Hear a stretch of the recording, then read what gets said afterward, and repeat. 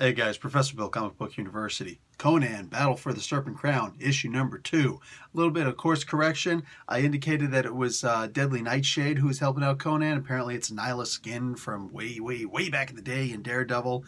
Oops, they seem to lead otherwise, so what do I know except what I read in the comics? So anyway, they explain all that good stuff when we move on. And all that stuff happens right here, where there's also the title page.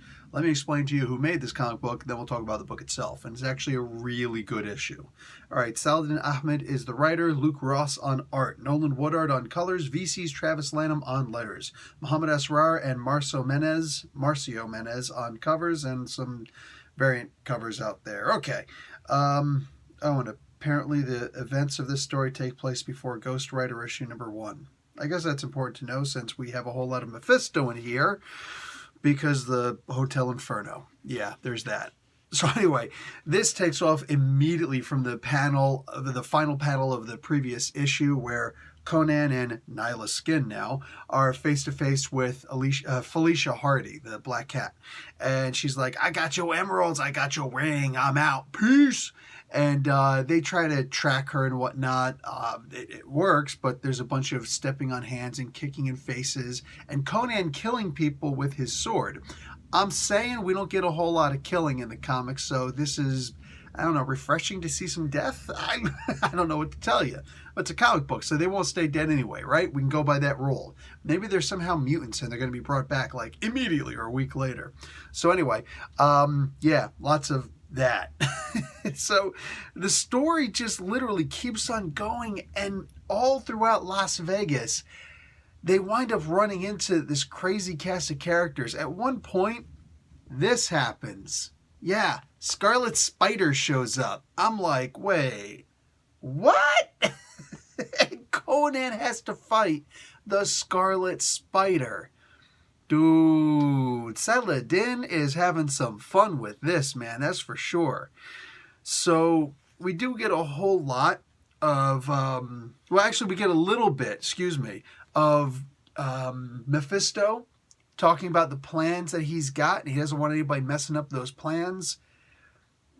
I'm telling you, man, Saladin's a solid writer, and I'm just saying, I hope he gets this right. For me, the thing with Mephisto was not that big, huge, grandiose plan that's going to be like, oh, I'm going to do this. No, he's the guy who will move heavens and earth, not let you see it's him who did it, all to try and put a suggestion inside your head. That's the kind of stuff that I want to see. That's what I want to see as this comic book progresses. When this comic book comes to an end, that's what I want to happen, is that Mephisto did all of this just for some little thing that could eventually lead to him getting out of the Hotel Inferno. Just a thought. That would be great.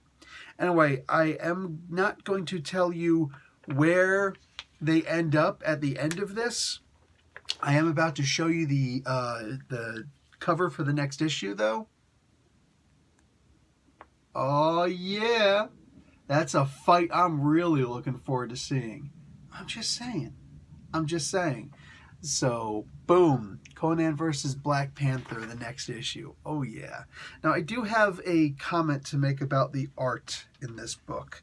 Let me go back and make absolutely sure. Okay. So, I've got zero problems with the colors. In fact, I really love the colors on this. Nolan Woodard does excellent colors. The pencils and the inks, though, Luke Ross. Ross is a solid inker. This dude kills it with his inks. But there's some things I have to point out. As far as his pencils are concerned, while he does beautiful artwork, his dynamic poses could use some work. So here's this Scarlet Spider showing up, and he's just, It almost looks like he was trying to imitate just a little bit the poses that Humberto Ramos does. Doesn't work in this at all. Maybe he wasn't trying to imitate it at all. I'm literally just going by what I can see.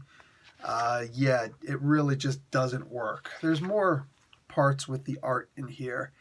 Over here. Back a little bit. Because to me, like, this is fairly important. Okay, it's literally like the second page.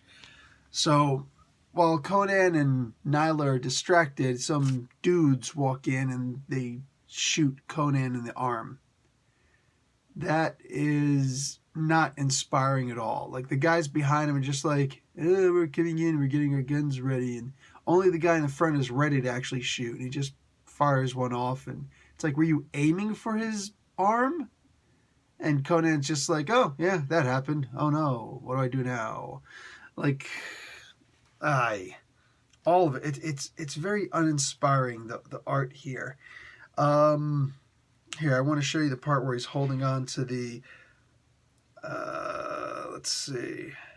Yeah, let me show the part where he's holding on to the edge of the helicopter. Come on now. Did we already pass that? I really don't want to have already passed that, but I get the feeling I already passed that. Shoot. That doesn't make me happy. But I think we did. It's fairly important, though. Oh, come on. Okay, seriously? You know what? Whatever. This comic book, for all intents and purposes, as far as the art is concerned here, look at this. I'm okay with this. I'm okay with this. That is what it is. The lines of the face, beautiful. I can't disrespect that. Fairly uninspired jump, like he just jumping, and he's just like, oh, hey, and poses. But when you look at the actual, like, still art, this is gorgeous. All of it's just gorgeous. I mean, that is really beautiful art. But as far as the dynamic poses, like, hey, something amazing has just happened. Something wicked has just happened. Look at that. Be impressed. No, I'm simply not. It just doesn't impress me. Okay, I really want that damn helicopter scene. And I'm really freaking mad right now that I can't find it. Oh, Jesus. It was right there in front of me the whole time. So right there. He's holding on, and it's like, yeah, I'm here. It doesn't look... I mean, it doesn't have to quite look Kirby-esque, but I mean, that you look at that, and it's like... It doesn't even look like he's trying to hold on. It's like, yeah, I'm here. Hi. They actually talk about him needing a manicure. Black Cat says that at one point. It's like, you know, yeah, check out my nails, see if I need a manicure. Instead of like this, trying to hold on. He's just kind of there. I'm going to show it to you again so you can see what I mean. He's just kind of there. And then it's like, oh, look, the box there that they need just happens to be right there. It's not in the bag anymore. It's just there. And then she goes to kick him out. And the box just, there's no reason why. There's no rhyme or reason why the box seems to, you know, like she's just stomping on his hands. It's not even like a ninja kick to the face. It's a stomp. You can see it. But somehow the box just goes flying out. And it's just laying right next to him afterward. Like, just too... Everything in here is like, okay, draw such. He's just like, yes, must draw such and such. Like I said, the still art pencils, fantastic. This guy can ink probably anything. Wow. And of course, the colors, beautiful. But the action poses, things that require to see movement, I am not seeing that at all in this book. And that's frustrating. It's frustrating, but I don't know, only but so much. Luke Ross, really good art. Yeah, motion. Gotta work on that motion. Anyway, this was a really long one, but I really wanted to focus on that.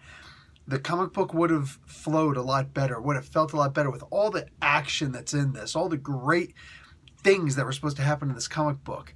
Seeing the way that the art was actually presented, those impactful motion scenes. Like, I would not like to see this guy do a splash page. You know what I'm saying?